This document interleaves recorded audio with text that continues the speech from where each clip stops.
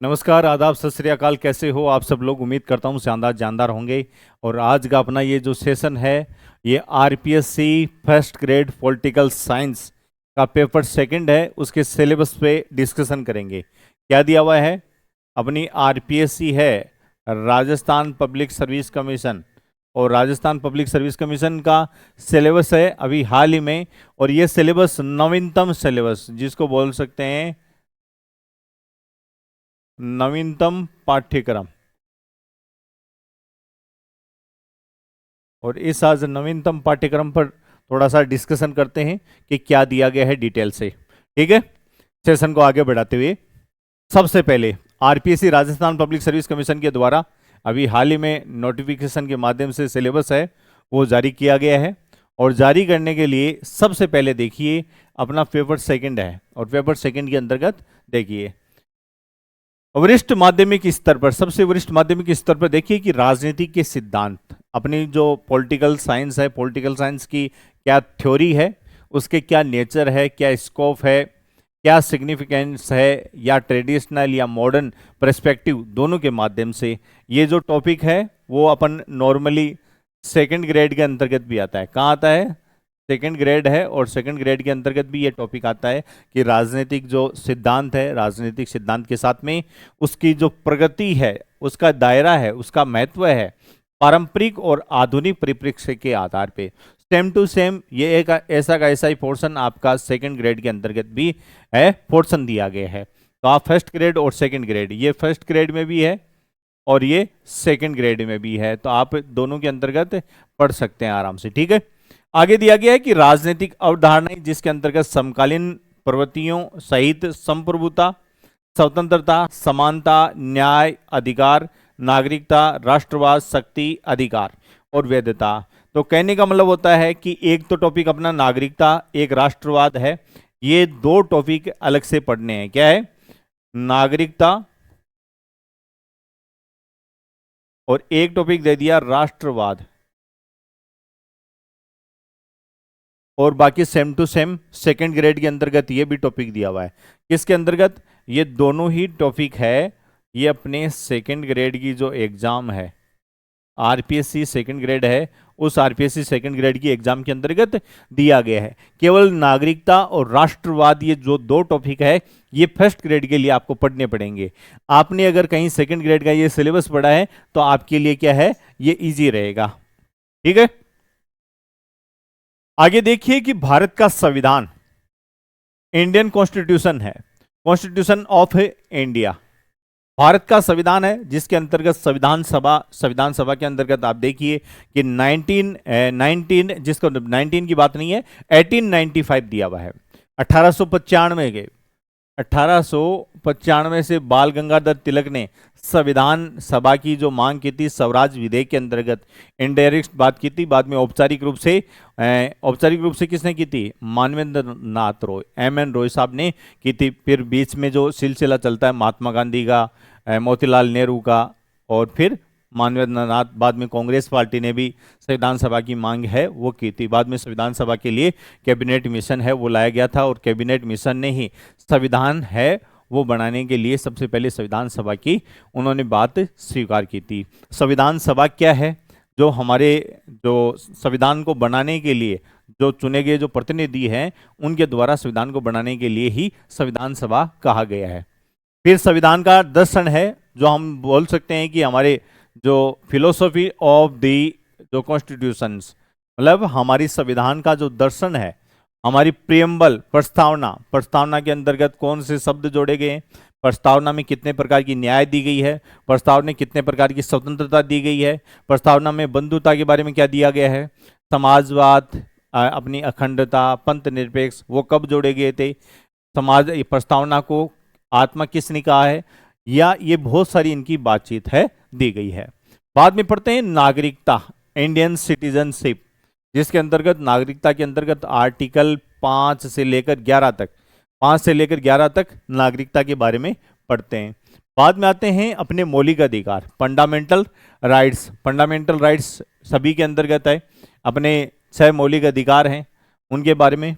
बाद में एक दिया गया है डीपीएसपी, ये आयरलैंड से लिया गया है। कहाँ से? आइलैंड, पूरी दुनिया के अंतर्गत आइलैंड और जो भारत है उसके अंतर्गत ही नीति निर्देशक तत्व दिया गया है। ठीक है, नीति निर्देशक तत्व दिया गया है और अपने नीति निर्देशक तत्व है आर्टिकल 360 से लेकर 51 तक पढ़ते हैं अपन आर्टिकल के अंतर्गत। ठीक है, फिर मौलिक कर्तव्य है। अपने संविधान के अंतर्गत मौलिक कर्तव्य जिक्र नहीं था। आपको पता है कि 25 जून 1975 को राष्ट्रीय आपातकाल लगाई गई थी और उसमें जो उपजी परिस्थितियां हैं उनको देखते हुए एक मौलिक कर्तव्य है वो लाया गया था 42वें संविधान संशोधन के द्वारा। और इसके अंतर्गत सबसे पहले 10 मौलिक कर्तव्य लाए गए थे, बाद में एक 11वां मौलिक कर्तव्य जोड़ा गया था, निःशुल्क है वो शिक्षा देना बच्चों को। ठीक है, तो ये 11 मौलिक कर्तव्य इसके अंतर्गत पढ़ते हैं। संविधान के अंतर्गत भाग भी जोड़ा गया था, भाग ए जोड़ा गया था। ठीक है, बाद में संघ सरकार है अपनी, जिसको बोलते हैं यूनियन गवर्नमेंट। यूनियन गवर्नमेंट के अंतर्गत देखिए, यूनियन गवर्नमेंट होती है, एक होती है स्टेट गवर्नमेंट। तो यहाँ पे यूनियन गवर्नमेंट और यहाँ पे दे दी गई है स्टेट गवर्नमेंट। इनमें सिर्फ फर्क इतना ही है कि यहाँ जैसे राष्ट्रपति काम करते हैं तो यहाँ राज्यपाल काम करते हैं, यहाँ पे प्रधानमंत्री काम करते हैं तो यहाँ मुख्यमंत्री काम करते हैं, यहाँ ये मंत्रिपरिषद काम करते हैं तो राज्य में ये मंत्रिपरिषद काम करते हैं, वहाँ केंद्र में महाधिवक्ता काम करते हैं तो यहाँ न्यायवादी काम करते हैं केंद्र में तो यहाँ महाधिवक्ता करते हैं, यहाँ संसद काम करती है तो यहाँ विधानमंडल काम करती है, वहाँ सर्वोच्च न्यायालय काम करती है तो यहाँ उच्च न्यायालय काम करती है। ये दोनों ही पोर्शन, कहने का मतलब होता है कि इसके अंतर्गत केवल नागरिकता है, नागरिकता को छोड़कर बाकी जो दोनों पोर्शन है वो नॉर्मल एग्जाम के अंतर्गत सभी के अंतर्गत आते हैं, आपको पढ़ने ही पढ़ने हैं। नागरिकता भी पढ़ लोगे, कोई ज़्यादा आर्टिकल है नहीं, 5 से लेकर 11 तक ही है। ठीक है ना, तो ये आप इतना पढ़ोगे तो आपके लिए सफिशिएंट रहेगा। और आप चाहे फर्स्ट ग्रेड हो, चाहे अपनी सेकंड ग्रेड हो, चाहे अपनी थर्ड ग्रेड हो, और चाहे आरएस हो, इनके अंतर्गत ये या अपने एसआई की एग्जाम दे रहे हो, या आप अगर देखे जाए कि कहीं पर कोई टीजीटी हो या कोई पीजीटी हो या कोई केवीएस की है या ईएमआरएस की है, जो भी एग्जाम दे रहे हैं उसके अंतर्गत ये लगभग टॉपिक है ये सेम ही रहते हैं।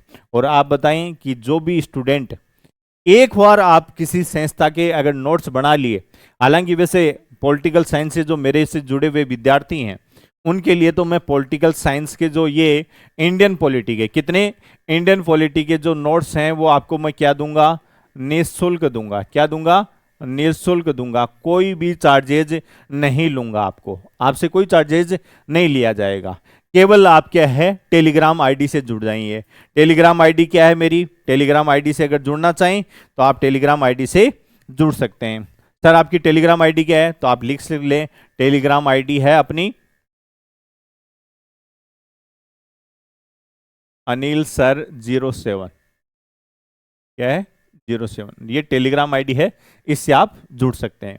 बाद में है स्थानीय स्वशासन, जिसके अंतर्गत पंचायतें, नगरपालिका, ग्रामीण, स्थानीय, शहरी जो है शासन की गतिशीलता। कहने का मतलब है कि local self government, panchayat, municipal parties है, dynamic of rural and urban local governments है, गवर्नेंस दिया गया है, गवर्नमेंट नहीं गवर्नेंस है। तो इसके अंतर्गत दिया गया है कि स्थानीय स्वशासन, पंचायतें, नगरपालिकाएं, ग्रामीण वह शहरी स्थानीय शासन की गतिशीलताएं, ये का टॉपिक है। ये आप सभी के अंतर्गत एलडीसी से लेकर आप आरएस या आईएएस सब के अंतर्गत ये टॉपिक इंपॉर्टेंट रहता है। ठीक है, हाँ। बाद में अगर देखा जाता है नॉर्मली तो आप देख सकते हैं कि जैसे भारतीय राजनीतिक में राष्ट्र निर्माण और एकीकरण, इंडियन पॉलिटिक हमारी जो नेशनल है वो बिल्डिंग एंड इनिग्रेशन, जिसके अंतर्गत है कि राजनीतिक, भारतीय राजनीतिक है उसका राष्ट्र का निर्माण और एकीकरण से संबंधित अपन पढ़ते हैं। राजनीतिक दल ये सेकंड ग्रेड के अंतर्गत टॉपिक दिया हुआ है। दबाव समूह है ये भी दिया हुआ है।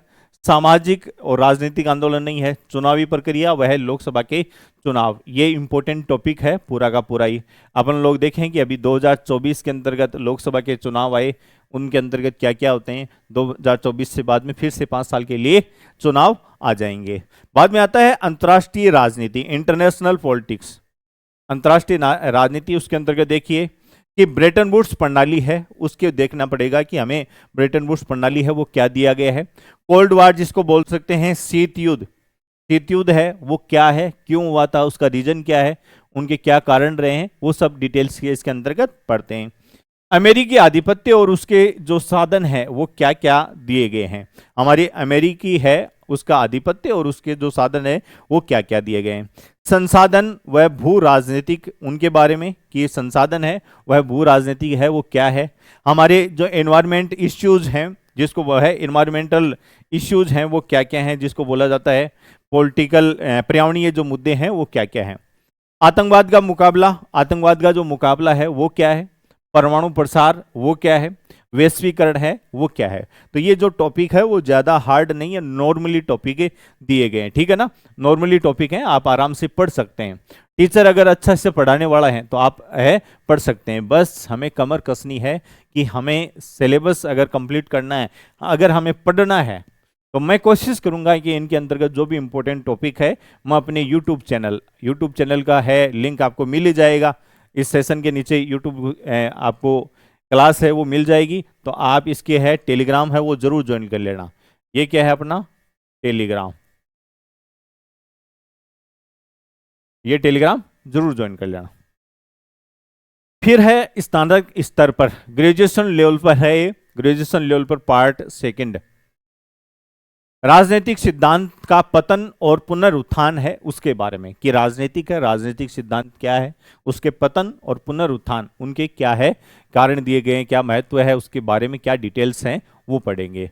व्यवहारवाद, आपका जो बिहेवियर है उसके बिहेवियरलिज्म से संबंधित, और उत्तर व्यवहार को बोलते हैं पोस्ट बिहेवियरलिज्म। व्यवहारवाद और उत्तर व्यवहारवाद, और साथ में समकालीन अपने क्या रुझान है, क्या है समकालीन क्या रुझान है, इसके बारे में ग्रेजुएशन के लेवल के अंतर्गत ये टॉपिक थोड़े से है ना, ये ज्यादातर क्वेश्चन बनता है और ये इंपॉर्टेंट बनता है व्यवहारवाद और उत्तर व्यवहारवाद से संबंधित, ठीक है ना। फिर आता है राज्य, राज्य की प्रगति, कार्य और भविष्य, ये आप लोगों का ये सेकंड ग्रेड के अंतर्गत भी है राज्य के बारे में। सरकार के अंग, विधायिका, कार्यपालिका और न्यायपालिका, ये तीनों ही फर्स्ट ग्रेड के अंतर्गत है।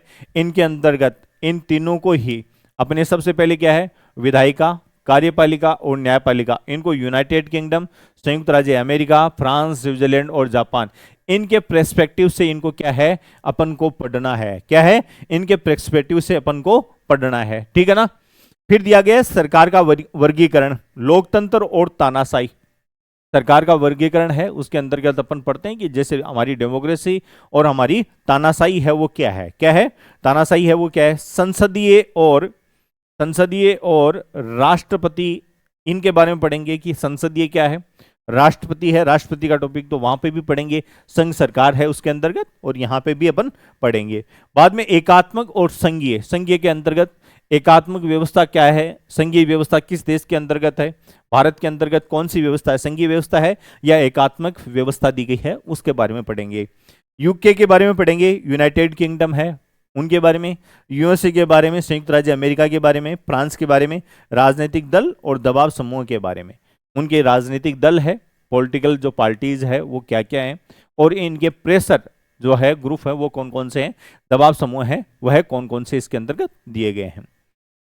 एक ये टॉपिक है, ये आरएस के अंतर्गत भी है, ये topic same to same RS के अंतर्गत भी है कि भारत में संघवाद और केंद्र राज्य संबंध के रुझान क्या है, भारत में संघवाद और केंद्र और राज्य के जो संबंध है उनके बीच में क्या क्या रुझान दिए गए हैं। सबसे पहले देखिए कि पश्चिमी राजनीतिक विचारक हैं जिसके अंतर्गत प्लेटो, अरस्तु, Machiavelli, Thomas Hobbes, John Locke, J Rousseau, John Stuart Mill, Karl Marx, ये सारे इसके अंतर्गत दिए गए हैं, जिसको हम बोल सकते हैं कि हमारे पश्चिमी राजनीतिक विचारक हैं। और पश्चिमी राजनीतिक जो विचारक हैं इसके अंतर्गत आप पढ़ें, जिसे पीजीटी में पढ़ लो, चाहे आप डीएसएसबी के अंतर्गत पढ़ लो, ये टॉपिक आपके चाहे नेट में पढ़ लो, चाहे आप फर्स्ट ग्रेड में पढ़ लो, सब में एक जैसे हैं। एक बार टॉपिक पढ़ लिया तो आपको बार बार देखने की आवश्यकता नहीं है। जो बंदा कहते हैं ना कि असिस्टेंट प्रोफेसर की जो तैयारी कर रहा है, अगर उसका बाय है वो अगर नेट क्लियर, जेआरएफ क्लियर नहीं हुई है तो अगर आप पढ़ें तो आराम से क्लियर हो जाती है। भारतीय राजनीतिक विचारक, और भारतीय राजनीतिक विचारक के अंतर्गत है कौटिल्य, सबसे पहले है कौटिल्य, बाद में है स्वामी विवेकानंद, बाद में बीजी जिसको बा है बोला जाता है बाल गंगाधर तिलक, बीजी का बोला होता है बाल गंगाधर तिलक, एम के गांधी, महात्मा गांधी, और बाद में है श्री अरविंदो, बी आर अम्बेडकर, भीमराव अम्बेडकर, जवाहरलाल नेहरू और आर एम लोहिया, राम मनोहर लोहिया। राम मनोहर लोहिया के बारे में तो इतना बढ़िया शानदार क्लास होती है और मैंने यूट्यूब पे ली हुई भी है। आप अगर राम मनोहर लोहिया अनिल सर डालोगे तो भी यूट्यूब पे आपको कहीं सर्च मिल जाएगी। राम मनोहर लोहिया के बारे में तो इतना दमदार तरीके से कंटेंट दिया गया है और मेरा इंटरेस्ट भी रहा था। मैंने पूरा एकदम डिटेल से कि पंडित जवाहरलाल नेहरू के सामने राम मनोहर लोहिया ने चुनाव लड़े थे, क्या क्या कहानियां हुई थी, और अपन जब भी अपन को टाइम मिलेगा अपन यूट्यूब पे जरूर सेशन रखेंगे, राम मनोहर लोहिया हो, भीमराव अंबेडकर हो, पंडित जवाहरलाल नेहरू हो, उनके बारे में। बाद में आती है फॉरेन पॉलिसी, भारत की विदेश नीति, सिद्धांत और निरादक। संयुक्त राज्य अमेरिका, जिसके अंतर्गत चीन, रूस, पड़ोसी देशों के साथ में भारत के संबंध, संयुक्त राष्ट्र और गुटनिरपेक्ष आंदोलन में भारत की भूमिका और राष्ट्रीय सुरक्षा के मुद्दे, हमारी नेशनल सिक्योरिटी के इश्यूज क्या क्या है। भारतीय विदेश नीति है, भारतीय विदेश नीति के अंतर्गत हमारे सिद्धांत हो, इनके निर्धारक हो, संयुक्त राज्य अमेरिका हो, चीन हो, रूस हो, इसके पड़ोसी जो देश हैं, पड़ोसी देशों के साथ में भारत के संबंध है वो कैसे हैं, उनके बारे में सारी डिटेल पे चर्चा करते हैं। फिर आता है अपने ये पोस्ट ग्रेजुएशन लेवल का। पोस्ट ग्रेजुएशन लेवल का क्या है? उत्तर आधुनिकवाद व उत्तर संरचनावाद में बहुसंस्कृतिवाद या महानगरीयवाद, नारीवाद सहित राजनीतिक सिद्धांत दिए गए हैं। क्या दिए गए हैं? पॉलिटिकल जो थ्योरी है उनके बारे में दिया गया है कि क्या क्या दिया गया है। साथ में है राजनीतिक व्यवस्था। राजनीतिक व्यवस्था की अगर देखा जाए पॉलिटिकल राजनीतिक विकास भी दिया गया है। राजनीतिक विकास क्या है? राजनीतिक आधुनिकरण, अपने राजनीतिक है और राजनीति का आधुनिकरण को नॉर्मली ले देख सकते हैं कि हमारी मॉडरेशन जिसके अंतर्गत है, मॉडर्नाइजेशन है जिसके अंतर्गत पॉलिटिकल मॉडर्नाइजेशन, इसके देखते हैं पॉलिटिकल कल्चरल है, पॉलिटिकल कल्चरल है, ये भी पीजीटी के अंतर्गत टॉपिक दिया हुआ रहता है। और हमारे साथ में दिया हुआ रहता है राजनीतिक सामाजिकरण। राजनीतिक सामाजिकरण है वो क्या है, सामाजिक पूंजी है वो क्या दी गई है, और लोकतंत्रीकरण है वो क्या दिया गया है। पूरे थोड़े से टॉपिक आपको हार्ड लगेगा कहीं अगर आपने ग्रेजुएशन के अंतर्गत देखा है, ग्रेजुएशन की अगर किताबें देखी है तो उसमें आप आराम से पढ़ सकते हैं।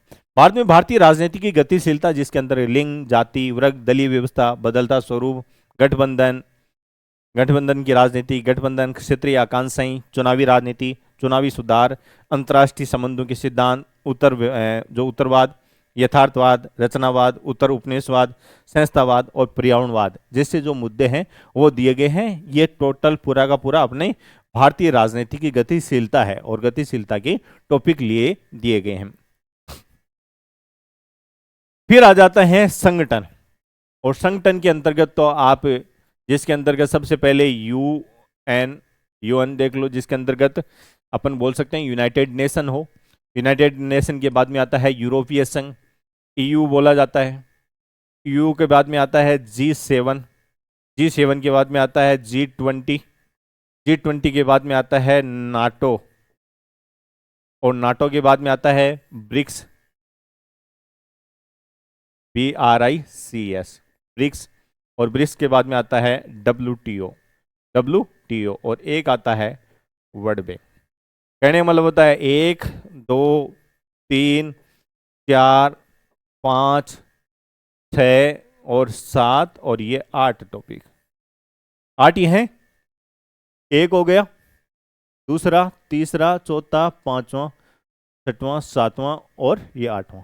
इन 8 टॉपिक के तो नोट्स है, आप मेरे ऊपर बिल्कुल ही छोड़ देना, 100% मैं आप लोगों को नोट्स दूंगा और ये नोट्स मिलेंगे आपको निःशुल्क। तो निःशुल्क सर कहाँ मिलेंगे? तो आप लिख लेना, मेरा जो टेलीग्राम चैनल है अनिल सर टेलीग्राम चैनल है, उसका लिंक भी मैं दे दूंगा, अनिल सर 07 पर आपको निःशुल्क ये नोट्स आपको मिल जाएंगे। क्या है? ये नोट्स आपको निःशुल्क मिल जाएंगे। ठीक है, इस टॉपिक के 8 टॉपिक हैं और 8 टॉपिक का, और ये टॉपिक है किस किस के अंतर्गत आ जाते हैं? ये टॉपिक अपने अगर देखा जाए तो ये टॉपिक अपने फर्स्ट ग्रेड में भी तो आ जाते हैं। ये टॉपिक अपने किस में आ जाते हैं? नेट में भी तो आ जाते हैं। ये टॉपिक अपने पीजीटी के अंतर्गत भी आ जाते हैं, जो भी हरियाणा की हो या अपना डीएसएसबी की हो, कोई भी एग्जाम हो उसके अंतर्गत ये टॉपिक भी सेम टू सेम आ जाते हैं। बाद में ये अपने पेडोगोगी टीचिंग वाले हैं, तो इसके अंतर्गत तो आप अच्छे से देख के लेंगे। आपको टीचर जो पढ़ाते हैं शिक्षा शास्त्र, शिक्षण अधिगम, सांगरी, कंप्यूटर जिसको आईसीटी वगैरह बोलते हैं, इनके बारे में अच्छे से आप लोग देख लेंगे। अधिकतम जो दिया गया है, और इसके अंतर्गत आपको पता है कि स्कूल व्याख्या के प्रश्न पत्र अधिकतम 300 अंक का होगा और यह अवधि 3 घंटे की होगी। प्रश्न पत्र में बहुविकल्पीय 150 प्रश्न होंगे, उत्तर के नकारात्मक अंक का लागू होगा, और ये आप जो भी है आगे सिचुएशन पढ़ सकते हैं। अब इनके अंतर्गत अपने संसाधन है वो क्या क्या हो सकते हैं, अगर अपन नॉर्मली जाने तो आप लिखें, जिसके अंतर्गत नॉर्मली लिख सकते हैं